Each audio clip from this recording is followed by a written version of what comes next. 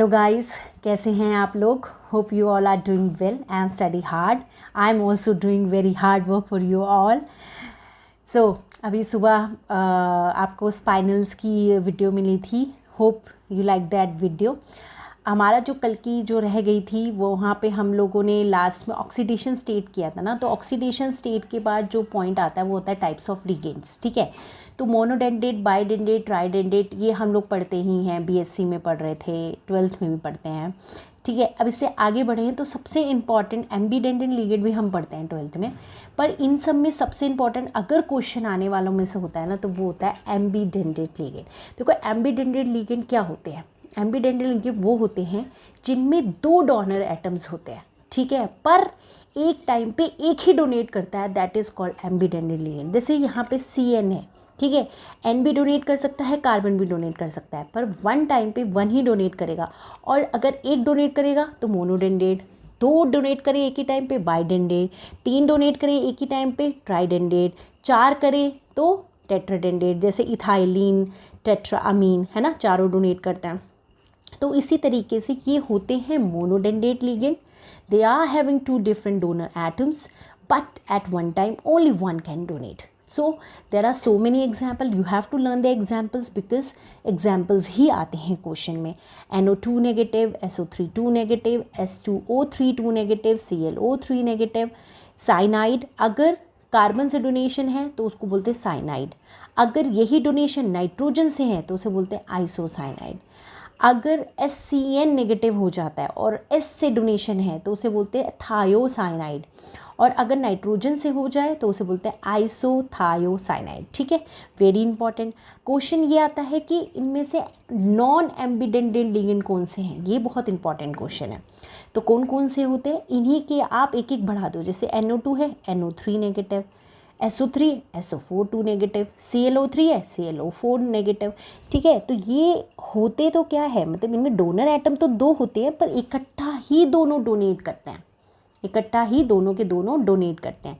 इसी तरह के सल्फेट में भी इकट्ठा दो डोनेट करते हैं, इसी तरह इसमें.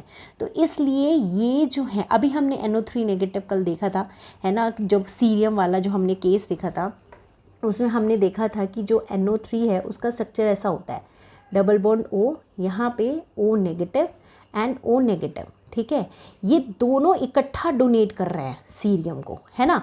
अगर एक टाइम पे एक करता, और वैसे ये भी डिफरेंट भी होने चाहिए, जैसे ये O है तो ये नाइट्रोजन होना चाहिए, तभी ये क्या कहलाते हैं, एम्बीडेंडेंट लिगेंड. तो ये क्या कहलाएंगे, बाइडेंडेंट लिगेंड. क्या कहलाएंगे, बाइडेंडेंट लिगेंड. ठीक है, तो इनके जो एग्जाम्पल्स है ना वो क्वेश्चन में आ जाता है 2 नंबर में. ठीक है, इसी तरह SO3 है, CO है, NO है. इनमें जो होता है कार्बन ऑक्सीजन दोनों डोनर एटम्स हैं बट ऑक्सीजन डोनेट नहीं करता है, क्योंकि जब आप इनका MOT देखोगे ना इन दोनों का तो ऑक्सीजन की इतनी ज़्यादा लो एनर्जी हो जाती है कि वो डोनेट नहीं कर पाता. एक हायर एनर्जी होना ज़रूरी है to donation.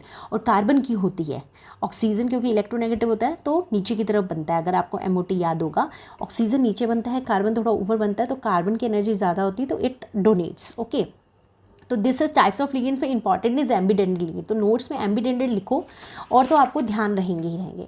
Next move on करते हैं BBT पे, वैलेंस बॉन्ड थ्योरी. देखो जो वैलेंस बॉन्ड थ्योरी है इसमें आपको ज़्यादा नहीं देखना है क्योंकि इसमें से क्वेश्चन बहुत रेयर आते हैं.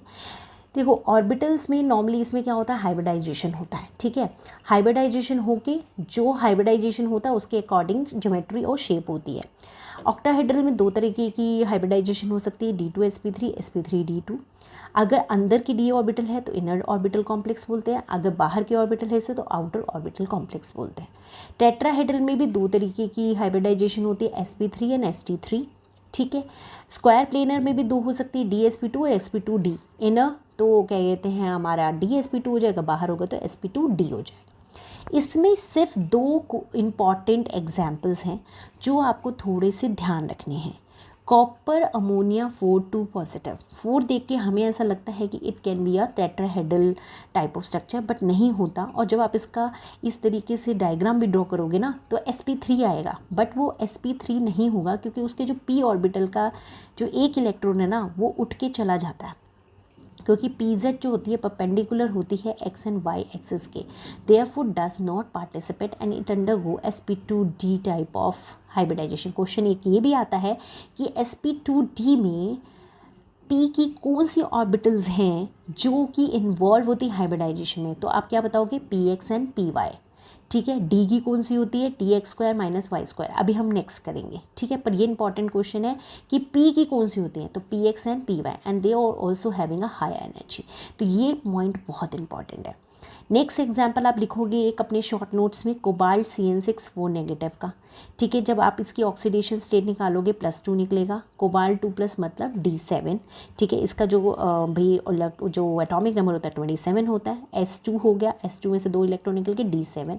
अगर आप नॉर्मल फिल करोगे तो कैसे करोगे, 1 2 3 4 5 6 7, बट CN एक स्ट्रॉन्ग लिगेंड है तो वो पेयरिंग करा देगा, तो सब पेयर्ड हो जाएंगे, एक ही बचेगा। ठीक है, अब ये जो इलेक्ट्रॉन हैं हम कह सकते थे कि डी, अब हमारे को कितने चाहिए, 6 CN है, तो एक CN 1 2 3 4 5 6। तो ये बताओ DsP3 डी की टाइप की कोई भी हाइब्रिडाइजेशन होती है, इस तरह की कभी हाइब्रिडाइजेशन सुनी है, नहीं ना। तो इसलिए क्या होता है, ये इलेक्ट्रॉन प्रोमोट हो जाता है यहाँ पे 4D में प्रोमोट हो जाता है, तो हमारे पास ये अवेलेबल हो जाता है, क्योंकि अवेलेबल कराना है ना हाइब्रिडाइजेशन के लिए। DsP3 तो कोई हाइब्रिडाइजेशन होती नहीं है। ठीक है, तो D2sp3 जरूर होती है, तो ये प्रमोट हो जाएगा यहाँ पे and we will get D2sp3। ठीक है, और ये इलेक्ट्रॉन बिकॉज आउटर मोस्ट में चला गया, now it is very easily available to donate. तो अगर के कोई डोनेट कर रहा है कि इसका मतलब है अपने आप को ऑक्सीडाइज कर रहा है, दूसरे को रिड्यूस कर रहा है, तो ये क्या हो जाएगा, रिड्यूसिंग एजेंट। तो ये क्वेश्चन बहुत इंपॉर्टेंट आ जाता है कि ये जो स्पीसीज है ये क्या है। तो जब भी आपसे ऐसा क्वेश्चन पूछा जाए, दैट एक एग्जाम्पल दे दिया आपको ऐसा, और आपसे पूछा जाए ऑक्सीडाइजिंग एजेंट कौन है, रिड्यूसिंग कौन है, पहले ये बना के देखो। अगर एक इलेक्ट्रॉन अवेलेबल है आपके पास डोनेट करने के लिए, तो ऑब्वियसली वो डोनेट कर रहा है, खुद ऑक्सीडाइज हो रहा है, दूसरे को रिड्यूस कर रहा है, तो it will be a reducing agent. अगर ऐसे पॉसिबिलिटी है कि इलेक्ट्रॉन लेना है उसको, तो वो क्या हो जाएगा, ऑक्सीडाइजिंग एजेंट हो जाएगा। ठीक है, तो बीबीटी में सिर्फ इतना सा पढ़ना है। अब हम लोग मूव ऑन करते हैं हमारे नेक्स्ट पार्ट पे, that is crystal field theory. देखो जो क्रिस्टल फील्ड थ्योरी है ना, बहुत इंपॉर्टेंट है। ठीक है, बट इसके भी अपने अपने ड्रॉबैक्स थे जिसकी वजह से लिगेंड फील्ड थ्योरी आई। ठीक है, बट फिर भी it is a get more modified than BBT. देखो इसके 3 मेन पॉइंट्स हैं, इनमें कोई भी हाइब्रिडाइजेशन नहीं होती, इनमें कोई भी ओवरलैपिंग नहीं होती, इनके अंदर इलेक्ट्रोस्टैटिक फोर्स ऑफ अट्रैक्शन होता है। ठीक है, ये इंपॉर्टेंट है क्योंकि ये क्वेश्चन भी आया था CSI या नेट में। आपको मैं PDF भी दे दूँगी कोऑर्डिनेशन के प्रीवियस क्वेश्चंस के, तो आप देखोगे कि जो मैं ये करवा रही हूँ इन्हीं में से बहुत इंपॉर्टेंट क्वेश्चंस आप प्रीवियस ईयर में आए हुए हैं। इलेक्ट्रोस्टैटिक फोर्स ऑफ अट्रैक्शन होता है, इसी पे एक क्वेश्चन आया हुआ था। ठीक है, अब देखो होता क्या है, पहले एक मेटल था, खाली पड़ा था। ठीक है, metal ion in a free state. हमें पता है मेटल के डी ऑर्बिटल, जो ट्रांजिशन मेटल्स हैं उनकी जो डी ऑर्बिटल्स होती हैं, DXY, DYZ, ZX, X² - Y² Z², ये सारी पहली क्या होती है, इक्वल एनर्जी की होती हैं। बट जब लिगेंड इनके पास अप्रोच करना शुरू करते हैं, पहले क्या होता है, ये लोग इक्वली चारों 6 तरफ से, मतलब मान लो दिस इज़ एन ऑक्टाहेड्रल, तो 4-6 साइड से इक्वली स्फेरिकली जो है लिगेंड अप्रोच कर रहा है। तो होता क्या है, कुछ तो एनर्जी बढ़ेगी ना। अब लिगेंड अप्रोच करे मेटल की तरफ, तो इसकी ऑर्बिटल्स की कुछ तो एनर्जी राइज करेगी। तो हाइपोथेटिकल स्टेट होती है when ligands approach spherically, equally कर रहा है। अब पर एक ऐसा टाइम आएगा, अब हमें पता है जो हमारी जो ये डी ऑर्बिटल्स हैं उसमें से जो DXY, YZ और ZX होती है वो तो इन बिटवीन होती हैं, इन बिटवीन द एक्सिस होती हैं, और ये अलोंग द एक्सिस होती है, अलोंग द एक्सिस। मतलब अगर मैं ये X, Y एंड Z बना दूँ, इसको आप Z कह लो, इसे X कर लो, इसे Y कह लो, तो इन बिटवीन होती हैं हमारी DXY, DYZ एंड DZX, और यहाँ पे हमारी जो होती हैं वो होती हैं DX² - Y² और DZ²। तो होता क्या है, जब ऑक्टाहेड्रल फील्ड होती है तो जो लिगेंड्स हैं वो अप्रोच करते हैं अलोंग द एक्सिस। तो जब अलोंग द एक्सिस करेंगे तो ये वाली ऑर्बिटल्स ज़्यादा रिपल्शन फील करेंगी एज़ कम्पेयर टू दिस, क्योंकि यहाँ से तो कोई भी लिगेंड्स नहीं आ रहे हैं। तो उसकी वजह से क्या होता है, इनकी एनर्जी ज़्यादा राइज कर जाती है एज़ कम्पेयर टू दिस, तो ये स्प्लिटिंग हो जाती है। इसको हम बोल देते हैं बैरी सेंटर। क्या बोलते हैं, बैरी सेंटर, क्योंकि हमें पता है ना द इक्वली जो है एनर्जी डिस्ट्रीब्यूट होती है, जितनी इंक्रीज़ करेगी उतनी ही डिक्रीज़ भी करेगी। ठीक है, तो ये होता है -0.4 डेल नॉट और ये होता है 0.6 डेल नॉट। ये इसको Eg कह दिया। ये 3 ऑर्बिटल थी, इनको बोल दिया T2g। इन्हीं को बोलते हैं ट्रिपली डीजेनरेट, इसी को बोलते हैं डबली डीजेनरेट। बहुत इंपॉर्टेंट है, ठीक है। डीजेनरेट मतलब इन दो का आपस में एक एनर्जी है, इन तीनों का आपस में एक एनर्जी है, पर डीजेनरेट मतलब अपना ये स्प्लिट हो गई दो एनर्जीज में, ठीक है। इसे बोलते हैं ट्रिपली डीजेनरेट। 3 ऑर्बिटल हैं जिनकी एक जैसी एनर्जी है, इनको बोलते हैं डबली डीजेनरेट जिनकी 2 है, ठीक है। ये इंपॉर्टेंट पॉइंट था। डेल नॉट को हम, जो ये डेल नॉट है, ठीक है, ये इतना इसको हम बोलते हैं crystal field splitting energy. Del nought की एक और यूनिट भी होती है, मतलब क्रिस्टल फील्ड स्प्लिटिंग एनर्जी जो है DQ में भी नापी जाती है। ये del nought is equal to 10 DQ होता है, ठीक है। अगर इसी को कन्वर्ट करोगे तो 4 DQ हो जाएगा और ये हो जाएगा, तो मतलब आप यहीं पे आप इसको 4 DQ भी लिख सकते हो और इसको 6 DQ भी लिख सकते हो, ठीक है। नॉर्मली हम इसमें कैलकुलेट करते हैं। The most important part, the most important part, this is spectrochemical series. देखो जो spectrochemical series है, it is a series of arrangement of the ligands according to the weak to strong, ठीक है, कि weaker है then strong ligands है। जो pi donor होता है, पाई डोनर कौन से होते हैं, जिनके पास एटलीस्ट, बहुत इंपॉर्टेंट है, ये बहुत इंपॉर्टेंट है for organometallic as well as for coordination. Pi donor ligands कौन होते हैं, लोगों को ये नहीं पता होता। देखो जो भी एलिमेंट एटम जिनके पास 2 लोन पेयर ऑफ इलेक्ट्रॉन है, जैसे आयोडीन है, ठीक है, 2 लोन पेयर ऑफ इलेक्ट्रॉन है, ब्रोमीन है, H2 नेगेटिव है, SCNM, जिनके पास 2 lone pair of electron donate करने के लिए, वो होते हैं हमारे पाई डोनर लिगेंड्स, ठीक है। तो वो होते हैं हमारे वीक फील्ड लिगेंड्स। ये सारे के सारे हमारे वीक फील्ड लिगेंड्स है, SCN, Cl, ये fluorine, urea, OH negative, oxalate, O2 negative water, ammonia pyridine तक जो है, they are the weak field ligands, ठीक है। इसके बाद en, SO3 negative, bipyridine, phenanthroline, NO2 negative, CH3 negative, ये जो होते हैं they are the strong ligands. और एक और क्वेश्चन क्या आता है, सिर्फ स्ट्रॉन्ग सिग्मा डोनर कौन है, तो आपका एग्जांपल होगा CH3 नेगेटिव, C6H5 नेगेटिव। इसमें से कम 5 और 6 क्वेश्चंस आपको मिलेंगे प्रीवियस ईयर में से, ठीक है। तो ये सीरीज़ बहुत इंपॉर्टेंट है, पूरी नहीं याद करो तो मेन तो एलिमेंट्स आपको याद करने ही करने हैं। They are the pi donor, they are the sigma donor and they are the pi acceptor, ठीक है। पाई एक्सेप्टर सबकी सबसे स्ट्रॉन्ग होता है और सबसे स्ट्रॉन्ग होता है NO, ठीक है, कर्नॉफ, CN नेगेटिव, CO CNO, ठीक है, स्ट्रॉन्ग पाई एक्सेप्टर, ठीक। अब एक क्वेश्चन आता है कि जो लिगेंड्स होते हैं ना, उनकी एक बहुत ही इम्पॉर्टेंट क्वेश्चन ये आता है। एक क्वेश्चन आप देखेंगे प्रीवियस में लिखा हुआ है कि आपको ऑप्शंस दे रखे हैं और पूछा हुआ है कि आप ये बता दो, द क्वेश्चन इज आस्क्ड कि इनमें से कौन सा सिग्मा डोनर भी है और पाई डोनर भी है। देखो कोई भी लिगेंड है, वर्ड एवर इट इज़, सबसे पहले वो सिग्मा डोनर होगा, क्योंकि जब वो मेटल के पास आया तो सबसे पहले तो एक सिग्मा बॉन्ड वो बनाएगा। इसके बाद हो सकता है वो एक्स्ट्रा डोनेट कर दे तो वो पाई डोनर हो गया, या वो अपने ऑर्बिटल में एक्सेप्ट कर ले तो वो पाई एक्सेप्टर हो गया। तो ये चीज़ हमेशा याद रखेंगे, जो हमारे पाई डोनर और पाई एक्सेप्टर है ना, ये सिग्मा डोनर और तो होते ही होते हैं। तो या सिग्मा डोनर एट फर्स्ट, तो ये लाइन को बिल्कुल स्टार मार्क करके लिखेंगे that every ligand is sigma donor at first, ठीक है। तो क्वेश्चन था, तो इनमें से कोई भी एक ऑप्शन आपको मिलता है, आपको उसको टिक लगाना था, ठीक है। अब मूव ऑन करते हैं नेक्स्ट पार्ट पे, मैग्नेटिक मूवमेंट। देखो मैग्नेटिक मूवमेंट ये तो छोटा है, मैं इसका तो ब्रीफ बहुत आगे करवाऊंगी। मैग्नेटिक मूवमेंट 2 तरह का होता है, एक पैरामैग्नेटिक, एक डायामैग्नेटिक। पैरामैग्नेटिक अनपेयर्ड इलेक्ट्रॉन्स हो, डायामैग्नेटिक और इलेक्ट्रॉन्स आर पेयर्ड। ऑब्वियस है, अगर अनपेयर्ड है तो म्यू हमारा 0 तो नहीं आने वाला, nought equal to 0 is equal to 0। अब हमने अभी देखा लिगेंड 2 तरीके के, एक स्ट्रॉन्ग लिगेंड, एक वीक लिगेंड, ठीक है। जो स्ट्रॉन्ग लिगेंड होते हैं वो क्या करा लेते हैं, पेयरिंग करा देते हैं। उनके पास इतनी एनर्जी होती है कि वो पेयर करा देते हैं इलेक्ट्रॉन्स को, ये पेयर नहीं कराते हैं, ठीक है।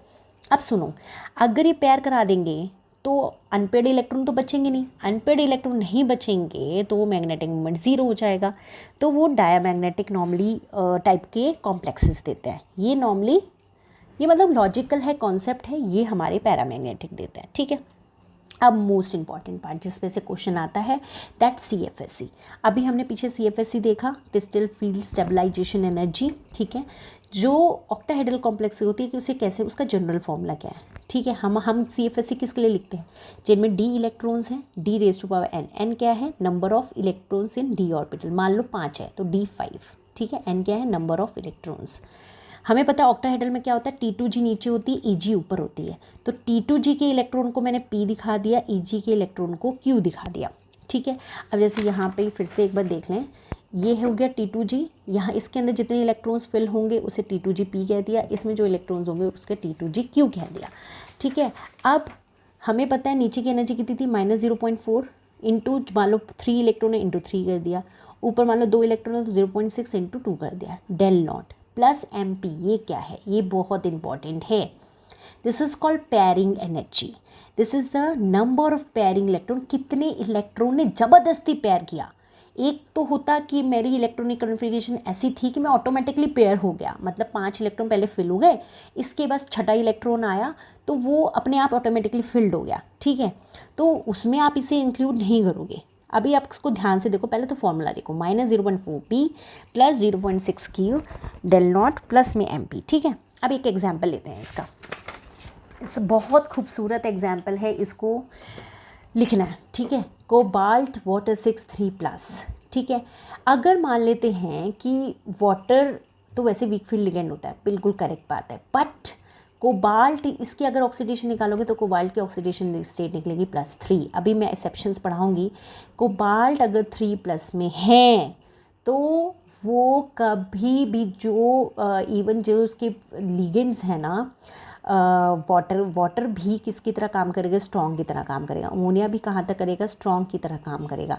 बस कौन से लिगेंड स्ट्रॉन्ग की तरह काम नहीं करेंगे वो अभी हम पढ़ेंगे। मतलब कि कोबाल्ट 3+ में वाटर क्या करेगा, स्ट्रॉन्ग फील्ड लिगेंड के काम करेगा, ये पेयरिंग कराएगा।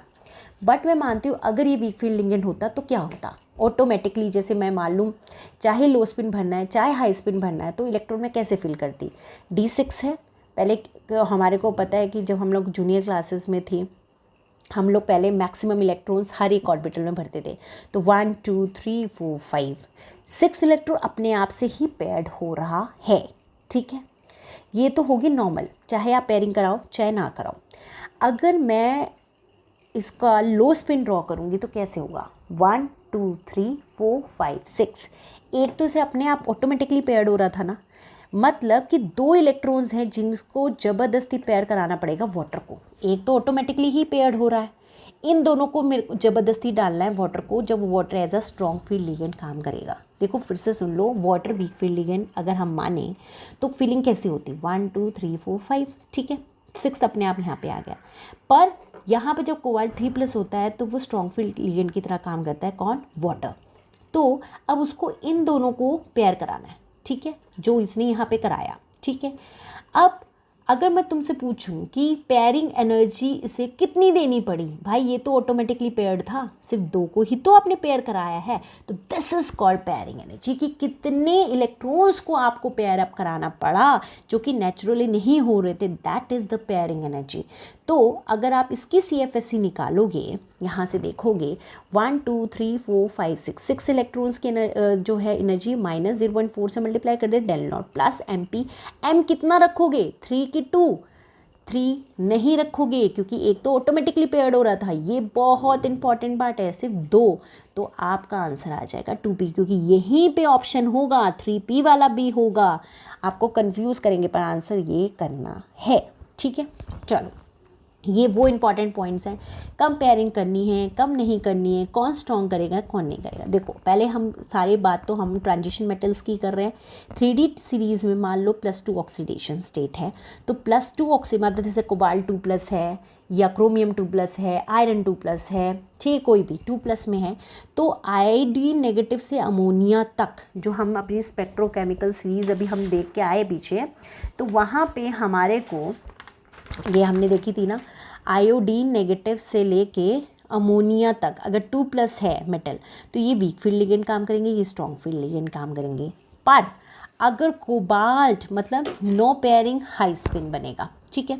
पर अगर कोबाल्ट 3+ आ गया तो हमारा कहाँ तक ये बता रहा है F नेगेटिव तक, मतलब यहाँ तक F नेगेटिव तक के ये वाले सिर्फ वीक फील्ड लिगेंड होंगे, ये वाले सारे स्ट्रॉन्ग फील्ड लिगेंड बन जाएंगे, urea, OH negative, C2O4, O2 negative.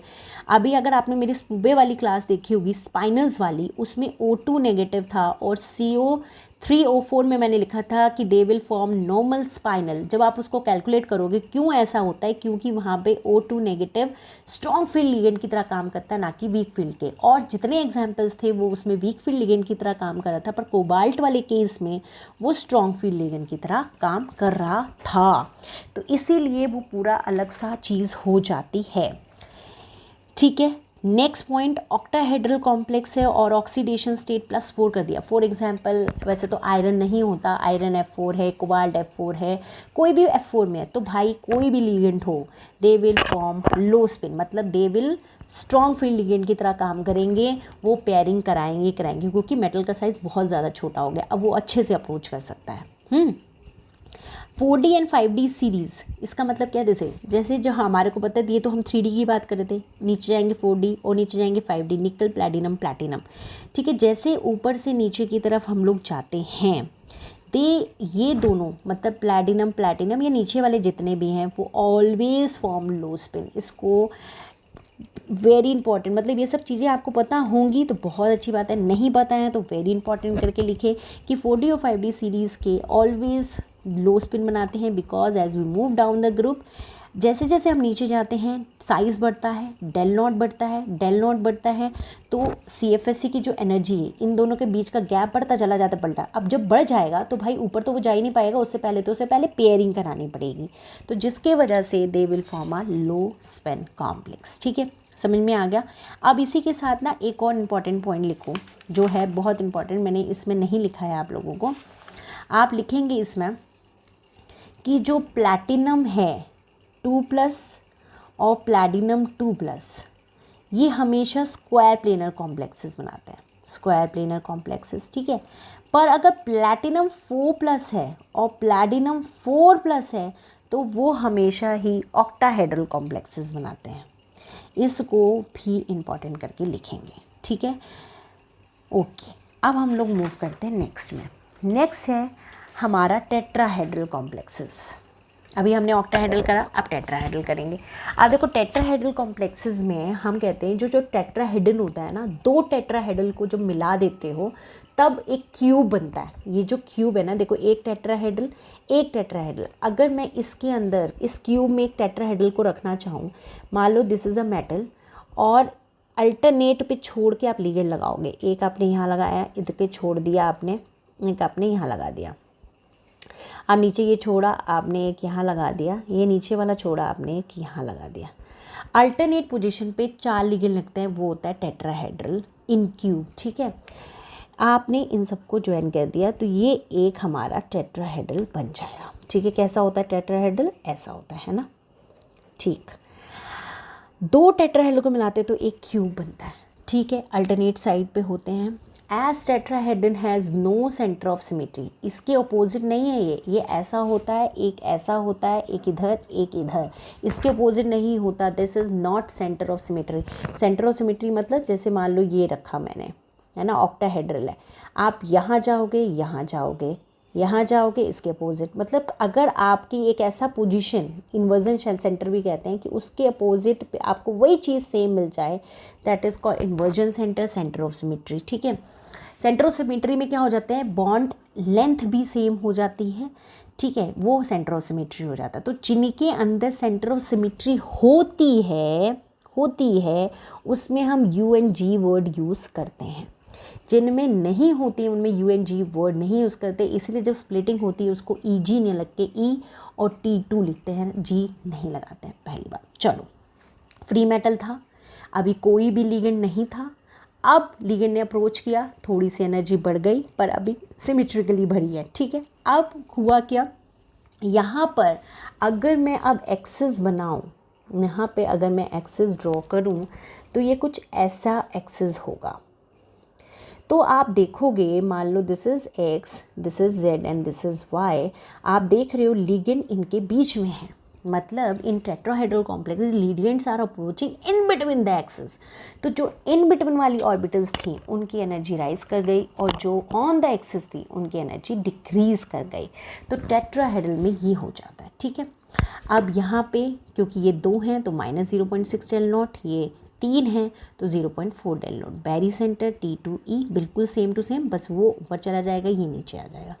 अब इसमें जो इंपॉर्टेंट बातें हैं वो क्या क्या हैं। Del T is less than that of del nought, मतलब जो टेट्राहेड्रल है उसकी एनर्जी कम होती है as compare to octahedral. Octahedral में 6 लिगेंड्स होते हैं, इसमें 4 ही लिगेंड्स होते हैं। डेल टी जो होती है कितनी कम होती है, 4/9 ऑफ डेल नॉट होता है। डेल नॉट इवन उसकी पैरिंग एनर्जी से भी डेल नॉट की एनर्जी कम होती है, मतलब इतनी एनर्जी कम होती है कि ये पैरिंग नहीं होने देती, इलेक्ट्रॉन को फिल करा देती है। So always form high spin and no pairing occur, ठीक है। अगर इसका मैं कॉन्फ़िगरेशन लिखूं और CFSE निकाल लूँ तो कैसे लिखूँ, देखो कॉन्फ़िगरेशन कैसे लिखोगे, E के अंदर P इलेक्ट्रॉन, T2 के अंदर Q इलेक्ट्रॉन, CFSE निकालोगे, इसकी एनर्जी है 0.6 तो -0.6 P प्लस में 0.5 Q इंटू में डेल T। और अगर मैं यही डायग्राम स्क्वायर प्लेनर के लिए निकाल लूँ और CFSE निकाल लूँ तो स्क्वायर प्लेनर की सबसे ज़्यादा CFSE होती है, फिर ऑक्टाहेड्रल की होती है, डेल टी की होती है।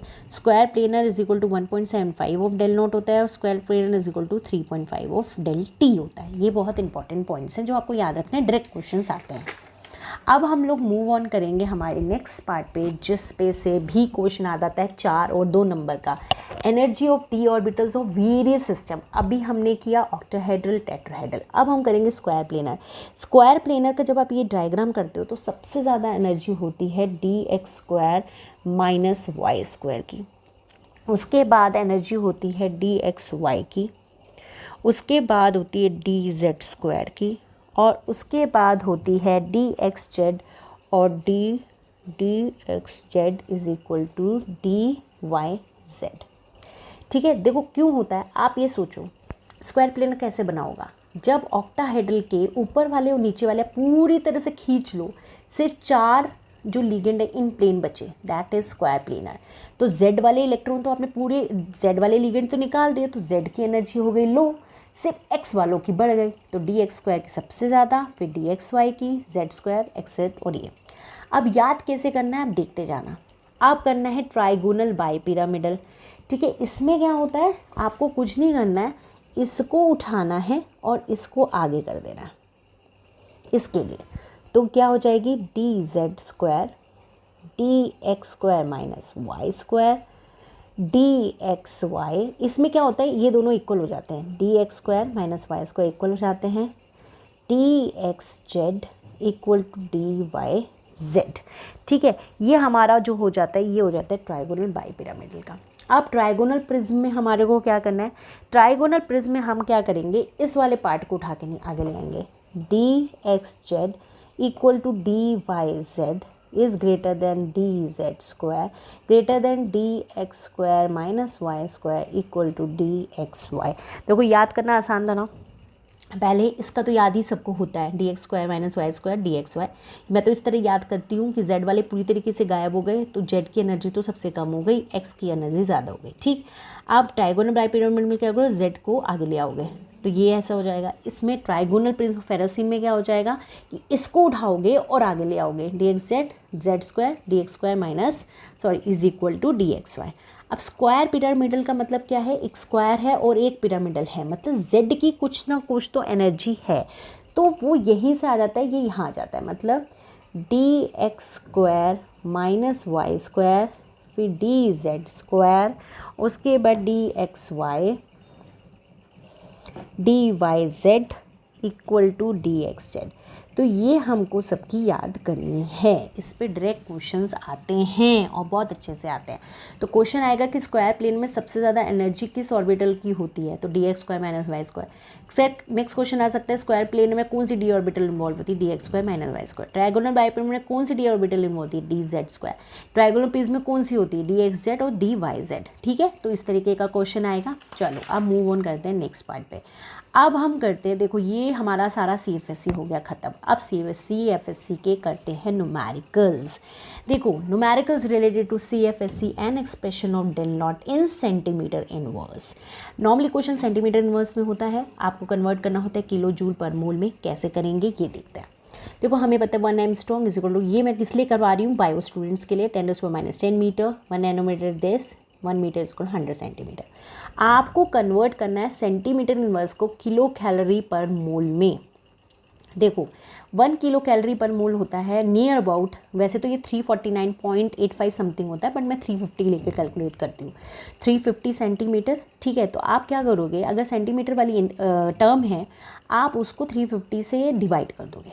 ठीक है, और अब इसको आपको जूल में कन्वर्ट करना है। 1 joule is equal to 4.184 calories होता है, तो मल्टीप्लाई कर दोगे 4.184 पे। मैं निष्कर्ष निकालूँ बायो वाले स्टूडेंट्स के लिए, तो अगर सेंटीमीटर इनवर्स को किलो जूल पर मोल में कन्वर्ट करना है तो आप क्या करोगे, जो सेंटीमीटर इनवर्स वाली टर्म है उसको सीधा 4.184 से मल्टीप्लाई करोगे, 350 से डिवाइड करोगे, आपका आंसर आ जाएगा किलो जूल पर मोल में। चलो ये क्वेश्चन करके देखते हैं। ये एनर्जी दे रखी थी, आपको बोला कि कन्वर्ट कर दो किलो जूल पर मोल में, तो एनर्जी इज इक्वल टू, अब हमारे को पता है ये तो हमारे को सेंटीमीटर इनवर्स में दे रखा है, मैंने बताया कि इसको मल्टीप्लाई कर दो 4.84 से और डिवाइड कर दो 350 से, तो जो भी आंसर आ जाएगा, जैसे फॉर एग्जांपल इसको सॉल्व करके आएगा 239.25 किलो जूल पर मोल। ठीक है, तो ये हो जाएगा आंसर, सीधा सिंपल, बस आपको इतना सा याद करना है, इतना सा टर्म। ठीक है, अब नेक्स्ट क्वेश्चन करते हैं। जैसे ये 2 इंपॉर्टेंट क्वेश्चंस हैं, प्रीवियस ईयर में आए हुए हैं, तो इसे ध्यान से देखेंगे। टाइटेनियम वाटर 6 कॉम्प्लेक्स है, एब्जॉर्ब करता है, मतलब एब्जॉर्ब होता है एट 5000 एंगस्ट्रॉम पे। आपको CFSC बताना है कि इस एब्जॉर्प्शन बैंड का, जो एब्जॉर्प्शन बैंड मुझे इस लैम्डा पे मिला है, इसकी एनर्जी कितनी रही होगी, इसकी फ्रीक्वेंसी कितनी रही होगी। हमें पता है फ्रीक्वेंसी इज इक्वल टू 1/λ होता है, या लैम्डा इज इक्वल टू 1/ν होता है। ठीक है, अब हमारे को लैम्डा दे रखा है, तो लैम्डा कितना दे रखा है 5000 एंगस्ट्रॉम। तो पहले तो मुझे इसे सेंटीमीटर इनवर्स में कन्वर्ट करना पड़ेगा, फिर उसे किलो जूल में कर लूँगी, तो इंटू 10⁻⁻10 मीटर। ठीक है, 1 angstrom is equal to 10⁻10 metre. अभी मीटर उसको सेंटीमीटर में कन्वर्ट कर दो, 1 metre is equal to 100 centimetre, इसको मल्टीप्लाई कर दो 100 से। ठीक है, तो ये आ जाएगा सेंटीमीटर में, ऊपर जाएगा सेंटीमीटर इन्वर्स हो जाएगा। ठीक है, अब जो भी ये टर्म आएगी आप इसको मल्टीप्लाई कर दो, मतलब 1/5000 इंटू 10⁻⁻, अगर मैं इसको ऊपर ले जाऊँ 10 और 2 तो 8, तो 10⁻8। ठीक है, मल्टीप्लाई कर दो 4.184 से और डिवाइड कर दो 350 से, तो इसका जो आंसर आएगा वो आएगा 239 किलो जूल पर मोल। ठीक है, आसान था। अभी नेक्स्ट ये भी बहुत इंपॉर्टेंट है, इसमें क्या कर रखा है, हमको फ्रीक्वेंसी दे रखी है 20,000 सेंटीमीटर। अब हमें, इसमें तो लैम्डा था, मैंने फ्रीक्वेंसी में कन्वर्ट करना था, इसमें फ्रीक्वेंसी दे रखी है CFSC में कन्वर्ट करना है। देखो जब CFSC पूछा हो तो आपको पहले इसका कॉन्फ़िगरेशन लिखना है।